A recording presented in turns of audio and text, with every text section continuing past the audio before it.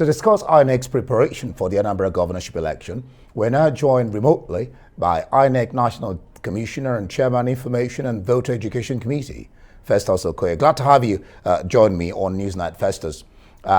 Let's start this way. 86 out of, well, 86 not to have be able to vote or not to have voters in a particular in some polling units. That's a huge number.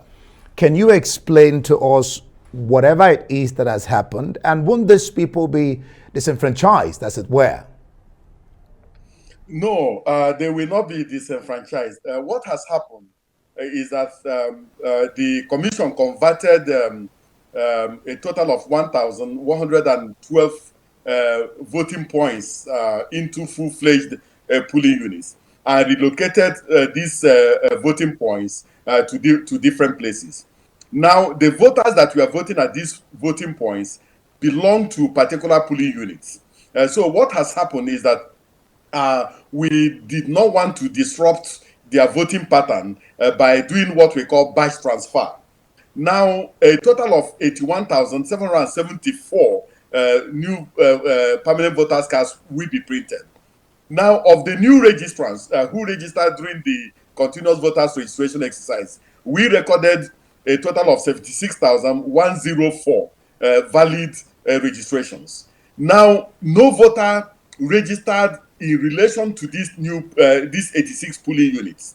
So what we are going to do is that after the election, we are going to engage in massive sensitization and then do what we call batch transfer to these new polling units. But we did not want to disrupt the voters who are originally registered in the mother polling units in order to avoid disruption. So it's not as if voters were registered there and they were moved out. No voter belongs to these 86 polling units. So that means no disenfranchisement. Interesting. No. I read a report that says you have done 12 out of the 14 activities for this election.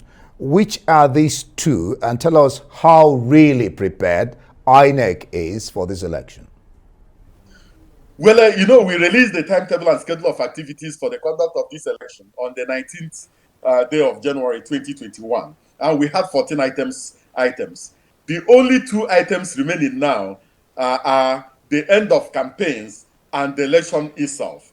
So in relation to our timetable, we implemented each activity on schedule, and we did not miss a single day in relation to these activities. And we have gone very, very far with our preparations. As you know, we have finished the training of electoral officers and assistant electoral officers. We have finished the training of supervisory presiding officers and the presiding officers that are going to be responsible for this particular election. Not only that, all the non-sensitive materials required for the conduct of this election have left our INEC office in Awka to the 21 local government areas of Anambra State. And all of them have been batched in accordance with the 326 registration areas or wards in Anambra State. So in terms of preparations, this commission is ready for the election. Festus, what's your final word on the mode of transmission of this resource after the National Assembly says the discretion is yours? And how about the news that a majority of your ad hoc staff, fearing IPOP, have dropped out?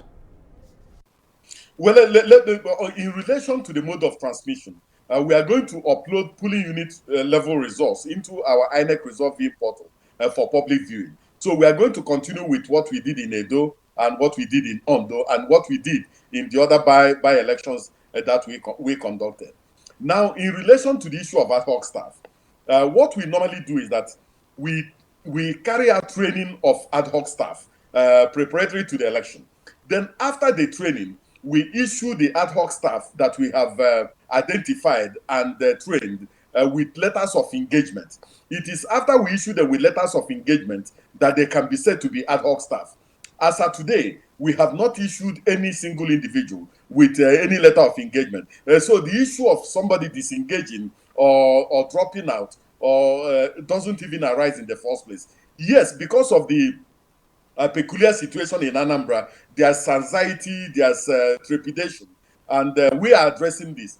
If we have any form of shortfall, we have states like Delta State and states like Enugu State that share border with Anambra State. We can equally go and mobilize National Youth Service Corps members from these two states and make up for any shortfall. But as of today, we are not aware that anybody has disengaged from serving as an ad hoc staff of the commission.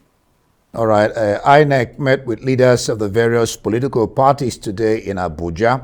Where all the lingering issues thrashed out, and what were the issues anyway, by the way? Well, the political parties expressed confidence in the activities of INEC. They expressed happiness at the level of preparations that the commission has put in relation to this particular election. And then all of us, and then we also unveiled the issue of the fact that we are going to have 0 voters in 86 of the polling units, and between 1 and 49 voters in 894 polling units. And we gave them the documents indicating the location of all these polling units, and they were very happy with that. And then we discussed the security situation in Anambra State, and we briefed them in relation to the engagement we have had with the security agencies and other critical stakeholders. And they also agreed collectively as political parties to also go to Anambra, do their campaigns, instill confidence in the electorates and in the electoral process, and also pledge not to do anything that will give the impression of crisis or give impression that all is not well. So I think that we are on the same page with the political parties, and all of us are determined to pull through with this particular election, because it's in the interest of the democratic process, it is in the interest of the people of Anambra State, and also it's in the interest of all of us that we get through with this particular election. Good, fantastic, Festus. You talked about security a while ago. Senator Gaya says his fear is that there are possibilities that violence will mar the polls. What's the state of security in the state with regards to security agencies and your coordination? Well, we are coordinating very, very well with the security agencies, and they have given us assurance that they are going to dominate the environment. But we have also impressed it upon them that there's the need for professionalism, there's the need for security agencies that will be deployed to be civil with the populace, to be patient with them, so that they can instill confidence, and the people will have the confidence that their safety will be guaranteed, and they will come out to come and exercise their democratic franchise. But if they dominate the environment in such a way that it instills fear in the people may simply keep away from the polling units. So we are on the same page with the security agencies, and they have assured us that they are going to be very professional, and they are determined to protect the electoral environment and protect the voters, as well as all our electoral staff and electoral materials. And say that IPOP, they will not mar this election.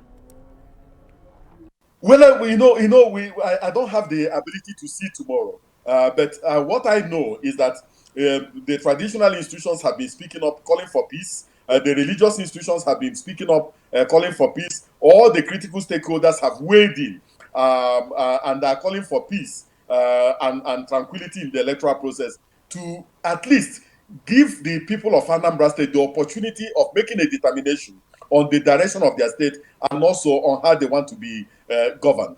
We are determined to go ahead with this particular election, because not going ahead with this particular election, we have very, very serious constitutional, legal, and political implications on our democracy and the way forward for this particular country. So I think that all Nigerians are determined that it is important for us to get this process right, because if we don't get it right, it has the capacity and the tendency to affect the area council elections we have in February 2022, and the Ekiti and all the governorship elections that will come up in June and July 2022. Festus, we at Arise are stakeholders, and so we wish you the best of luck and hope that it will turn out fantastic. INEC National Chairman, Commissioner, Chairman, Information and Voter Education Committee, Festus Okoye, thank you so much for being on Newsnight tonight.